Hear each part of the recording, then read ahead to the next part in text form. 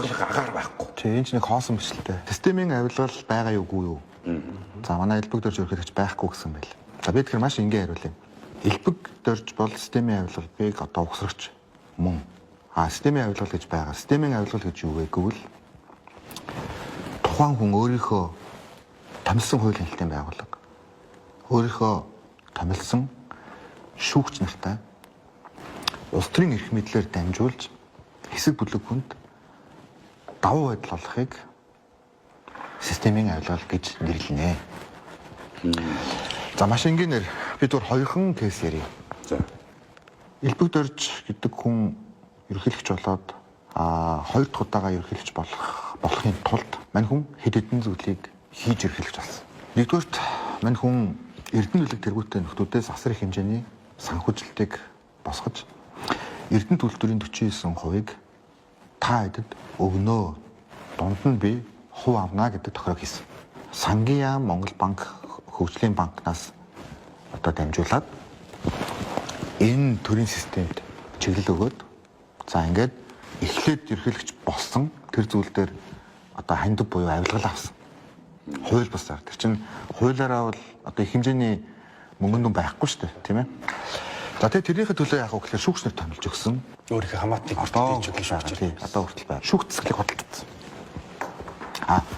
Шүүгч засаглал гэдэг бол яг том ойлголт. Шудраг шүүгч зөндөө байгаа. Энэ дунд одоо мерит зарчмаар биш томилсон ийм одоо шүүгч нарыг бол одоо хүртэл ингээд жингээж байгаа. Энийг л одоо жишээл хонгол гэж яриад байгаа шүү дээ. Энэ бодиттой. Би одоо нэртэй устдаа яриад байгаа шүү дээ. Энэ зоргийн хэрэг 49 хэрэг дээр байгаа бүх шүүгчд адилхан нэг л шүүгч нар.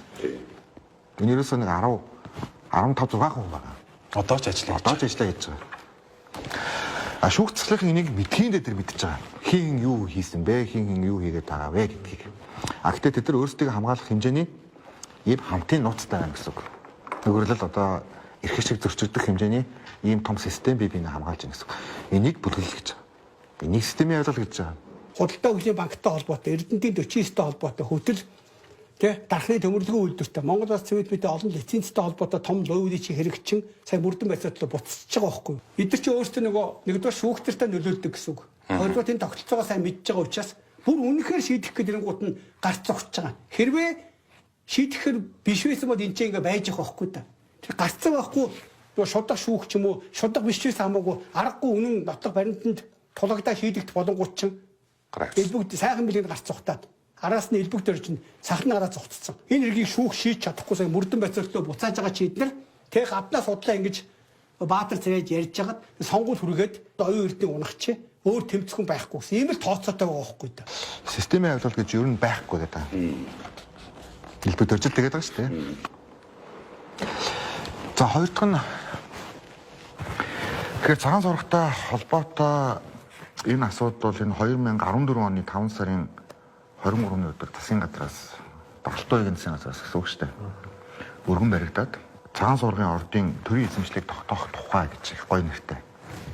Тэр нь 34%-ийг одоо авна гэж өргөн барьсан. За энэ үед ерөнхийлөгч элбэг дөрж эхнийхээ сонгуульд МАК компаниас одоо хандив авсан байсан. Цагаан сургыг өгнө гэд тохирчсан байсан үйл явц одоо энд биелэл олж байна. Харилцаж шүү дээ. Нөгөө системийн авилгал гэдэг маань энэ шүү дээ, тийм ээ. За энийг яг мэддэг хүмүүс байдгийн. Гэтэ нөгөө ярихгүй л байгаа байхгүй юу? Ер нь бол ярихгүй л байгаа. Энийг МАК-ийн өөрөө мэдж байгаа. Элбэг дөрж ерөнхийлөгч бүр сайн мэдж байгаа. За тухайн үед энэ Эрдэнэтийн 49-тэй холбоотой эдгээр ийм асуудлууд болж байгаа үед надад үнийг бол зэн их бол дарга ярьжсэн. Их хэмжээний дүн аваад МАК компаниас аваад элбэг дөржид одоо сонгуульд нь хандуулж исэн ийм хандивыг бол мэднэ.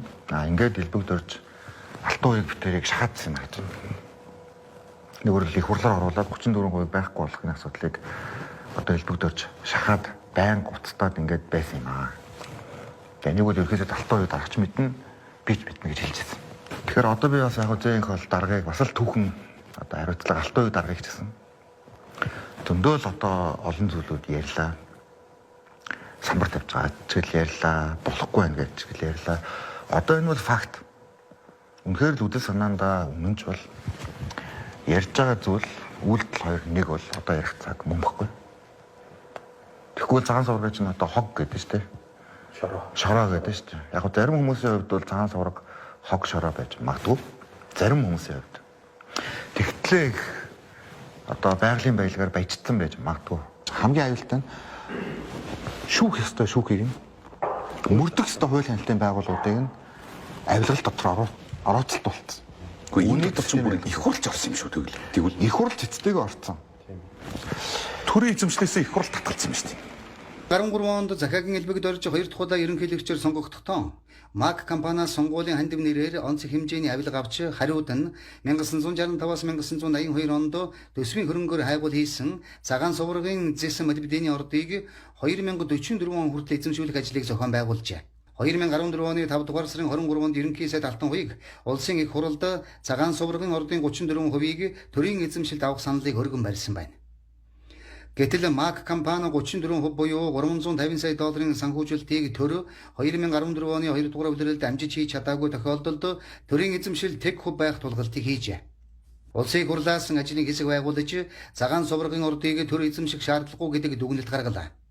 Энэ дүгнэлтийг үндэслэж 2014 оны 7 дугаар сарын 1-нд улсын их хурал цагаан суврагын орд дахь төрийн эзэмшлийн 34%-аас татгалцсан тогтоол гаргалаа.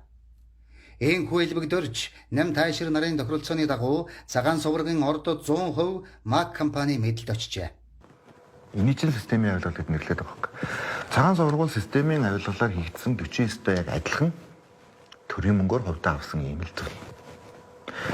Тэгэхээр өнөөдөр албан бус хилчлэл хүчин төгөлдөр хуулиараа хэрвээ энэ дээр нэг төгрөгийн л авилгал өгсөн авсан үнэн бол энэ л хүчин төгөлдөр хилчил биш. Энэ л хүчин төгөлдөр хилчил биш. А нөгөө талаараа цагаан сувраг бол хог шороо ерөөсөө биш. Цагаан сувраг бол Монгол улсын стратегийн орд. Яг Эрдэнэттэй адилхан, яг оюутлоготой адилхан, яг тавталгаатай адилхан стратеги орд.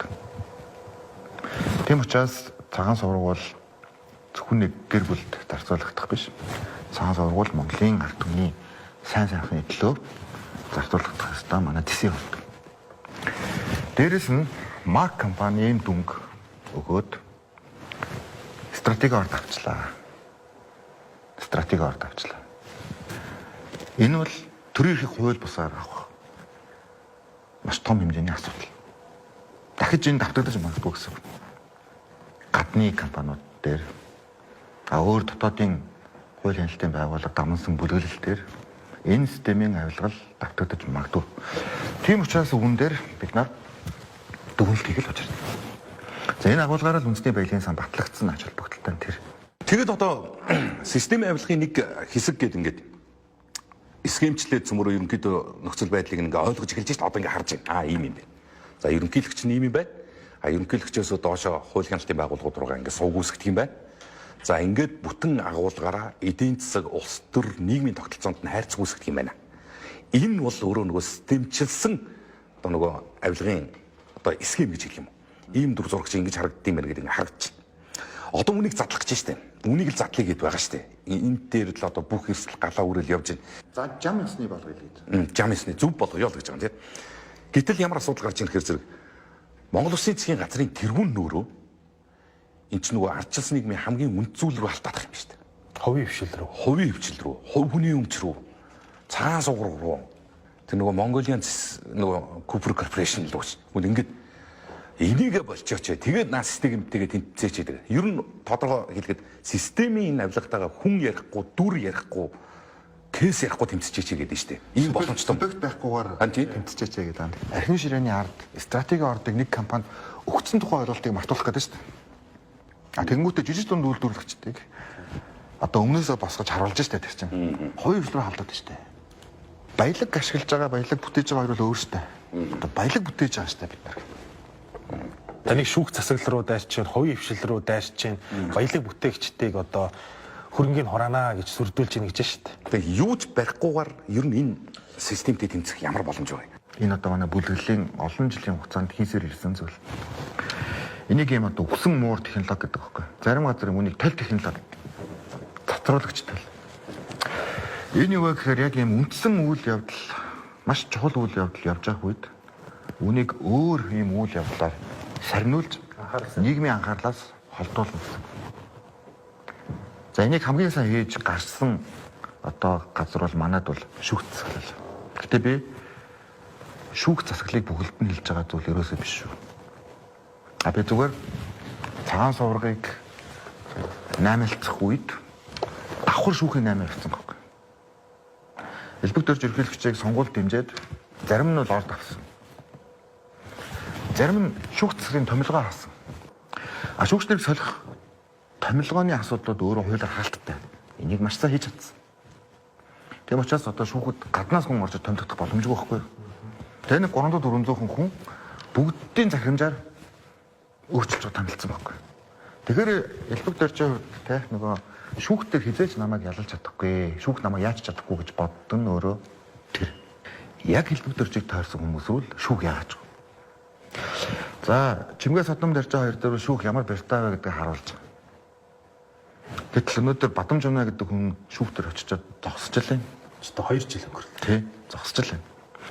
За яг энэ бүлэглэл яадаг вэ гэхээр жишээлбэл шүүхтэй холбоотой авилгалын шүүхийн асуудал яг гарангуут яг энэ өдрийн оройн өнрөөг барьчихсан. За ингээд энэ асуудлууд ингээд өөр асуудал болж байгаа юм. Хүмүүс намайг авилгын эсрэг шүүхийн талаар үг хэлснийг ч баг оройдоо мартсан байна. Гэтэл энэ хамгийн чухал асуудал байсан шүү дээ. Шүүхтэр авилгачид явахгүй байна гэдэг асуудал ярьж байсан бид нар. Гэтэл одоо ингээ эргээ одоо тэр сэдв ингээ байхгүй болсон байгаад. За сая одоо гарамжгүйг барьчлаа тий. Сонгуулийн үед. За өмнө нь би тогтоол гаргацсан байсан. За яг иймэрхүү үйл явдлууд бас болдог учраас өмнө нь ан дазар за манай төмөрхүү гэдэг олон хүмүүс төр ийм зүйл болж исэн учраас зориуд би нэг гаргасан. Нэр дэвшилт 24-нд эхэлсэн, би 22-нд энэ тогтоолыг гаргасан. Тэгэхэд л болж байгаа биз. Тэгэхэд л болж байгаа биз. Энэ өөрөө юу вэ гэхээр яг тэр өдөр сонгуулийн ерөнхий хорон дээр нэр дэвшигчдийг бүртгэжсэн тогтоолыг сонгуулийн ерөнхий хорооны гишүүд гаргаж ирсэн өдөр. А зарим нэгэн одоо бүртгэгдэх боломжгүй хуулиараа бүртгэгдэх боломжгүй нөхдүүд захиргааны иргэн шүүхэд нөлөөлж энэ шийдвэрийг гаргуулах гэжсэн өдөр байхгүй.